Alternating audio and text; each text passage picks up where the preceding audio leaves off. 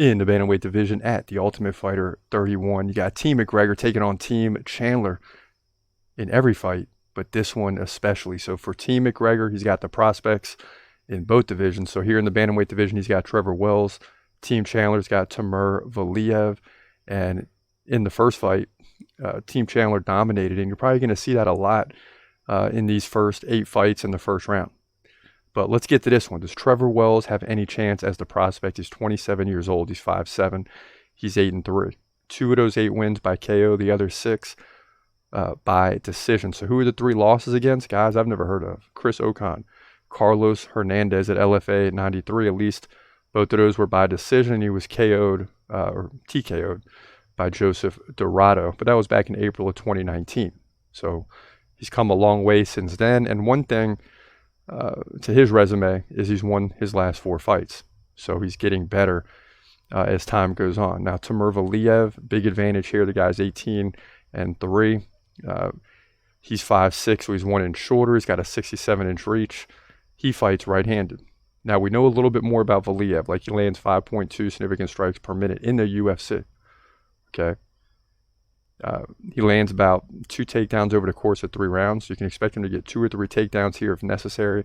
Not really good takedown defense, 55%, but that shouldn't matter here. In his last UFC fight, he lost to Jack Shore by decision. But what a great fight. 3 takedowns to 2 in favor of Shore.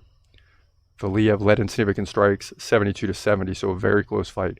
Before that, he beat Raoni Barcelos and Martin Day. So why is all this important? This guy's facing off against UFC fighters and winning most of the time, and then losing a close decision against a very good fighter in Jack Shore. Is Trevor Wells even close to Jack Shore? No. This is why Team McGregor up and down the card, minus 1 or 2 guys, 1 or 2 prospects that will probably be better than we think. But when you're facing off against UFC guys, like veterans, what do I always tell you when we're doing fight night predictions? Most of the time, the vets win. Now, in the last 3 or 4 weeks, it's been the opposite.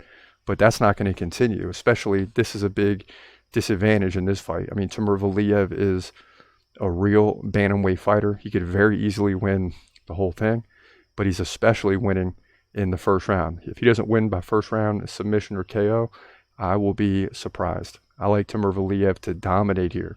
Just dominate. He's going to land 7 or 8 significant strikes per minute as this fight goes on, as it, if it does go on for very long, and he's easily going to win, likely by finish, to move to 19-3.